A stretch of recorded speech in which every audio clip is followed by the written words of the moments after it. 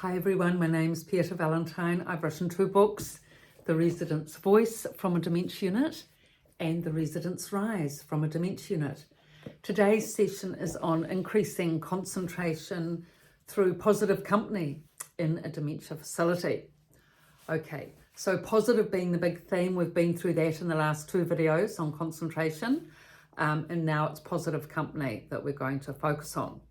So, yeah.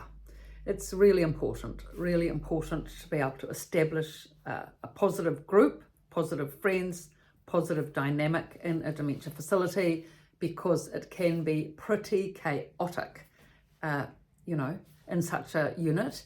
And unless you've got your little group to harness that energy and concentration and focus on the activity that's going on, or at your dining table or wherever you are, it's extremely difficult. I mean, negative spirals extremely quickly in a dementia facility. I mean, we know that in life, how quickly, if we get into a negative mindset, how quickly it can spin. In a dementia facility, because there's so much, chaotic energy around with all, potential anger and aggression, etc. going on, it can sort of flame up, or you can flick into other emotions much more quickly. It's just like, if you're in a atmosphere, plays a big part in this. I mean, if you're in a church where it's nice and silent, it's rare that you're going to hear anyone screaming in a church. And a library's the same. It's nice and quiet. You can think more clearly. It's more peaceful. It's a calmer energy. But in a dementia unit, typically it's not. So to establish and garner that focus and concentration takes so much effort and work, and from all parties involved, who those that are making that effort to do this work, and once established, it's a precious experience. Once you've got the workshop going, for example, the residents are interested, they're focused, say it's on the Queen again, they're interested, they're focused, they're concentrating, they're absorbing, and the whole group's focused. That's what you want, because it's easier for a new person coming in to click into that focus as well, and it just sort of builds from there. And even if there is screaming and diversion outside, that's pretty difficult to concentrate when that's going on. But actually, to be honest, that is the amazing thing. Once dementia residents are focused, whatever that topic is, whether it's the quotes, the quotations, the Queen, David Attenborough, marvellous David Attenborough, beautiful Queen, whatever the concentration is, whatever the topic is, once they've garnered that concentration and focus, you'd be amazed how long they can keep that focus and concentration for, even amidst the screaming and the carry on. It's incredible how they can do that. I mean, relatives were amazed how on earth they could do it, because they'd come in. You could see them coming in with the screaming and the carry on. You could see the stress escalate with them.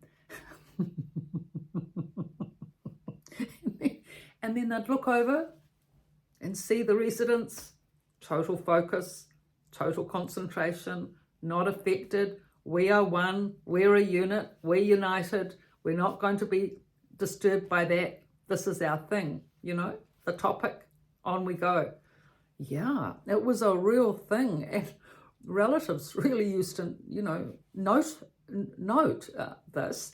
And actually 1 or 2 of the relatives, rather than going off in a corner to speak to their relative, their mother, say, amidst the chaos, preferred to come into the group where it was quiet, and, well, not quiet, but it was focused and concentrated. It was a much safer environment for your, psychological framework than out there in the chaos.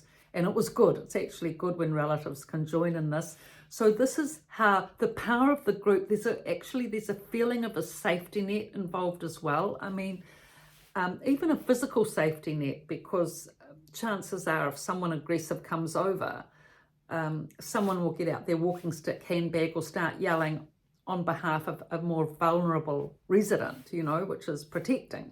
rather than being in an isolated corner where an aggressor can go for you, which is terrible. Actually, there was one aggressive woman, and she was dreadful. You know, she was scarily aggressive, even to staff. And staff were really scared of her because she had spit. And amidst COVID, you can imagine. But there was one resident who was so strong.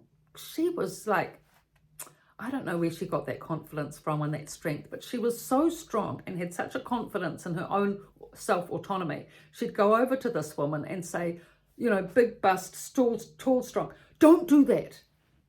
And she was the only person that this aggressor would just back away from. No staff, no doctors, or the doctor, she charmed the doctor, but no staff and no other residents could do it except this woman because she was so confident. And she used to protect the other residents. And if this aggressive woman came for them, she'd actually put herself in between the aggressor and the vulnerable resident, you know, like the war. She had so much courage. She'd be out there facing the enemy without any qualms of, without any, you know, she had no concern about her own safety.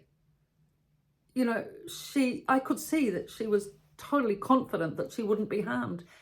And the fact is she wasn't harmed. That's the amazing thing. That woman never spat at her, never hit out as she did to everyone else. So there really is a total vibe, isn't there? If you can be positive, strong and confident and courageous with it, whew, what can't, you know, be achieved? Anyway, back to positive company. Yeah, she was very positive company. She was powerful company being next to that woman.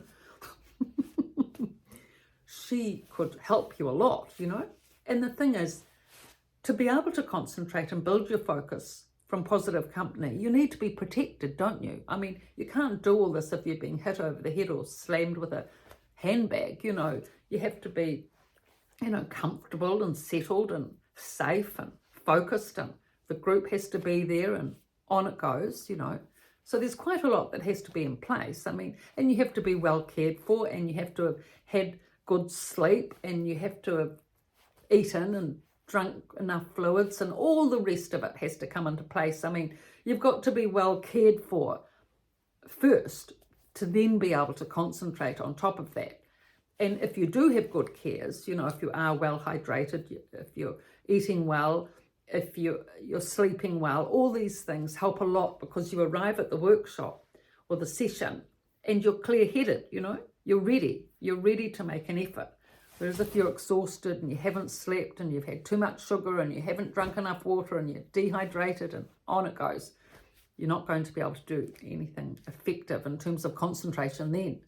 So anyway, if you've got a good friend who you sit by in the day, positive company, chat, socialize, feel at ease. If you've got a good friend at the dining table, chat, discuss, eat your food, able to digest your food when you've got positive company, someone positive there. If you've got someone there throwing plates or spitting food all over the place, sorry, that's not very nice, but it does happen.